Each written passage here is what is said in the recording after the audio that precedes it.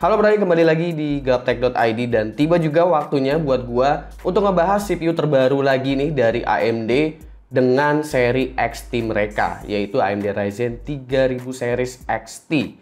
Dan kebetulan yang ada di gua ini adalah versi paling tingginya, yaitu AMD Ryzen 9 3900 XT. Sebelum gua ngebahas soal performance-nya dari Ryzen 9 3900 XT, pastinya kita bakalan kenalan dulu sama Ryzen XT series itu seperti apa. Kira-kira apa sih alasan AMD ngeluarin seri XT ini? Mungkin banyak dari lo berpikir bahwa AMD ngeluarin XT series ini dikarenakan Intel itu ngeluarin Intel Core generasi ke-10 mereka dengan Comet Lake-nya. Sebetulnya kehadiran XT series ini menurut gua bukan dikarenakan adanya Intel Core generasi ke-10 atau Comet Lake. Karena sebenarnya tanpa XT series pun sebenarnya AMD udah bisa dibilang unggul dengan adanya Ryzen 9 3900X dan Ryzen 9 3950X bahkan yang punya 16 core di platform mainstream. Dan kalau kita perhatiin, kompetitornya bahkan belum punya CPU 12 core, apalagi 16 core di platform mainstream ini. Jadi seri XT ini bukan sebuah arsitektur baru.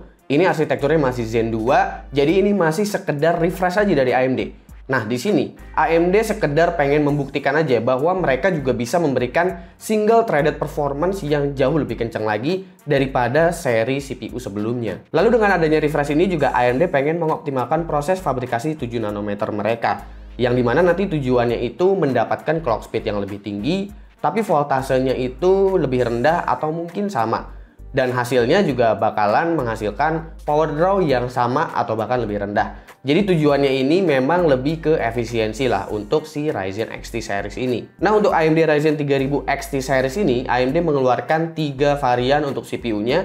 Yang pertama itu yang paling tinggi adalah AMD Ryzen 9 3900 XT. Habis itu ada Ryzen 7 3800 XT dan juga Ryzen 5 3600 XT. Nggak ada perubahan topologi untuk di bagian sisi X atau core-nya, jadi 3900 XT ini sebenarnya juga sama persis seperti 3900X.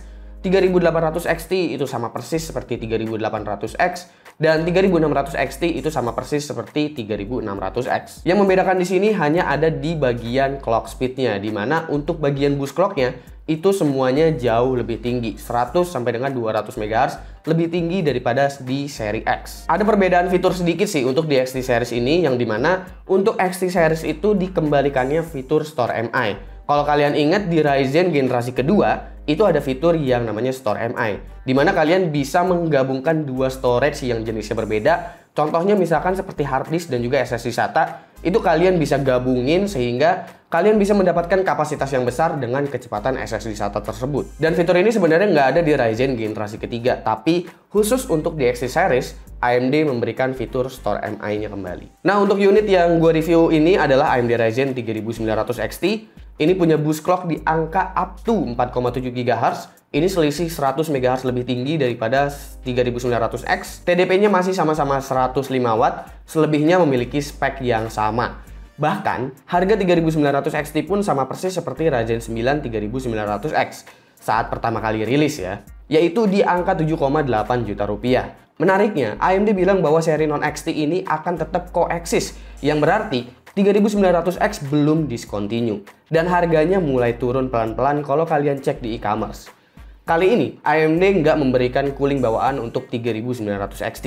Jadi anggap aja menghilangnya cooling bawaan ini adalah ongkos kita untuk AMD ngebining CPU dengan kualitas silikon yang lebih bagus. Lagi pula CPU sekelas 12 core emang umumnya udah perlu cooling aftermarket dan bahkan kalau perlu sekelas IO 360 mili. Meski spek di atas kertas itu sebenarnya 3900 XT cuma selisih 100 MHz aja lebih tinggi daripada 3900X, sebenarnya ada sesuatu yang menarik dari 3900 XT ini. Maka dari itu gue juga akan langsung bandingin ke Ryzen 9 3900X. Dan selebihnya gue akan menggunakan spesifikasi dengan motherboard Asus ROG B550 F-Strix Gaming, RAM G-Skill Trident Zinio 2x8GB DDR4 3600 CL16, cooling Enermax Liquitech 2360, GPU Asus ROG GTX 1080 Ti Strix, cooler master Silent Pro Hybrid 1300W, SSD 500GB, dan Windows 10 versi 19.09. Nah, ngomongin soal clock speed CPU, boost clock yang tertera di spesifikasi AMD Ryzen itu sebenarnya itu adalah bersifat dinamis. Jadi, angka up to itu bukan berarti semua core-nya bisa berjalan sesuai sama spek yang kalian lihat. Misalkan angkanya up to 4,7 GHz. Bukan berarti 12 core itu berjalan di 4,7 GHz. Nggak seperti itu cara kerjanya. Umumnya, angka tertinggi ini yang kalian lihat di spek itu, misalkan up to 4,7 GHz, itu biasanya adalah angka yang bisa kita capai untuk load dengan jumlah core yang sedikit. Bahkan mungkin untuk load 1 core aja, atau untuk performance single core aja, itu dia bisa achieve clock segitu. Tapi kalau misalkan 12 core-nya itu load bareng-bareng, itu dia nanti bakalan mulai turun. Itu sebabnya kalau misalkan kita overclock AMD Ryzen, rata-rata itu nggak bisa ngelewatin angka up to dari boost clock yang tertera di spesifikasi. Keuntungan dari mengoverclock CPU AMD Ryzen ini dapat meningkatkan performa saat load all core. Dan jika diperhatiin, pada angka 1,35 volt Ryzen 9 3900 XT bisa mencapai angka 4,4 GHz. Sementara Ryzen 9 3900X cuma stabil di angka 4,2 GHz aja. Angka 4,2 GHz ini bisa dicapai oleh 3900 XT hanya dengan 1,25 volt. Dari sini kalian udah bisa lihat ya seberapa efisiennya Ryzen 9 3900 XT. Core banyak, V-core kecil, clock speed sangat besar. Dan untuk pengujian pertama, gue bakalan cobain di Cinebench R15. Dan sebelum gue masuk ke scoringnya, gue sorry banget karena benchmarknya ini gue nggak masukin terlalu banyak karena waktunya memang bisa dibilang mepet banget untuk pengujian Ryzen 9 3900 XT ini. Oke, kita masuk ke Cinebench R15 terlebih dahulu dan kita mulai dari single core-nya terlebih dahulu. 3900 XT saat default ini dapat skor 218. Ini angka yang sangat besar ya, mengingat rata-rata Ryzen itu ada di angka range-nya itu di 204, 205, atau mungkin paling gede itu di 3900X ya, 208 kayak gitu-gitu. Lalu pas di overclock ke 4,2 atau 4,4 GHz hasilnya lebih kecil karena emang saat default itu satu core-nya bisa mencapai angka 4,7 GHz tadi. Lalu untuk Cinebench R15 multicore ini di multicore hasilnya beda. OC ke 4,4 GHz menghasilkan skor yang jauh lebih tinggi. Dan di sini Ryzen 9 3900X nggak bisa achieve 4,4 GHz untuk harian karena perlu V-core yang sangat tinggi untuk mencapai angka 4,4 GHz dan suhunya udah bakalan tinggi banget. Di sini menunjukkan bahwa sebetulnya 3900 XT sangat berpotensi besar untuk di-push kemampuan multicore-nya. Jadi gua rasa di sini AMD bohong ya kalau misalkan AMD bilang ya kita cuma mau ningkatin aja, kita mau nunjukin kalau AMD Ryzen juga bisa kasih single threaded performance yang bagus. Tapi nyatanya setelah kita overclock ternyata gapnya lumayan jauh. Bahkan ini all core, 12 core bisa 4,4 GHz. Lalu untuk CPU power draw, menariknya power draw saat berjalan 4,2 GHz ini membuat 3900 XT jauh lebih irit. Loadnya cuma 137 watt aja maksimumnya. Sementara 3900X saat 4,2 GHz itu power draw-nya setara dengan 3900 XT di 4,4 GHz. Menandakan bahwa AMD sukses bikin CPU mereka jadi lebih irit daya lagi. Dan untuk CPU temperaturnya sendiri dengan power draw yang tetap sama, bahkan lebih kecil saat 4,2 GHz, ini membuat Ryzen 9 3900 XT menjadi tipikal CPU yang nggak panas. Lalu pengujian selanjutnya adalah Blender benchmark, dan untuk Blender ini render selesai dalam waktu 10 menit 5 detik aja saat di overclock ke 4,4 GHz, waktu render yang sangat cepat menurut gua. Dan kita masuk ke pengujian game. Untuk game pertama ini ada di CSGO. Untuk CSGO ini setting very low 1080p. Ini adalah tipikal game yang heavy single threaded banget. Peningkatan FPS pun mulai kelihatan di sini dengan adanya boost di 4,7 GHz, membuat FPS in game juga jadi meningkat. Lalu game berikutnya adalah Dota 2. Dota 2 ini settingnya adalah fastest dengan resolusi 1080p.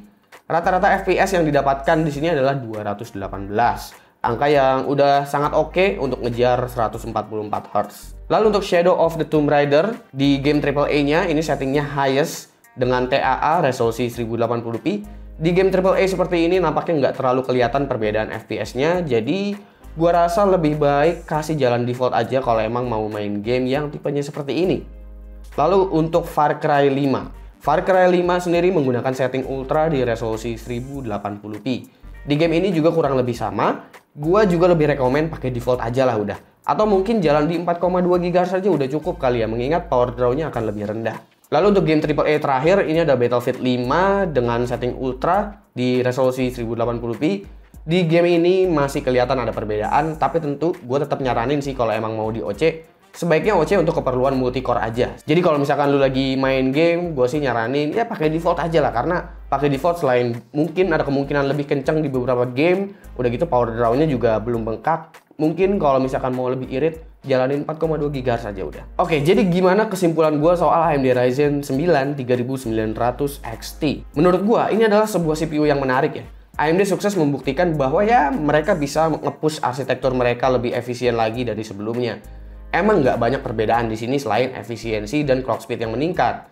Tapi itu wajar mengingat ini adalah arsitektur yang sama, yaitu Zen 2. Dan gue nggak bisa ngebayangin gimana nanti AMD bisa mengoptimalkan arsitektur mereka di Zen 3. Kalau di Zen 2 aja, pas dioptimalin itu udah bisa seefisien ini. Dan gue rasa di sini AMD udah cukup membuktikan dengan hadirnya XT series yang dimana mereka sukses memperlihatkan bahwa mereka bisa mengoptimalkan arsitektur mereka semaksimal mungkin. Kalau lu malas oceh-ocehan, ini default aja udah kenceng menurut gua. Bahkan di default itu bisa dapetin boost yang tinggi banget. Mau multicore lebih kenceng juga bisa, tinggal OC aja sedikit dan power draw-nya tetap nggak bengkak. Kira-kira menurut kalian gimana soal AMD Ryzen 9 3900 XT? Atau mungkin kalian juga bakalan nontonin review-review soal Ryzen XT series di channel-channel lain? Kira-kira menurut kalian gimana sih XT series ini? Silahkan komen di bawah dan kasih pendapat kalian masing-masing. Jangan lupa like, share, dan subscribe jika video ini menarik buat kalian. Follow sosial media gue kalau lu kepo sama apa yang ada di balik layar Gaptek. Gue Suki dan seperti biasa sampai jumpa di lain kesempatan.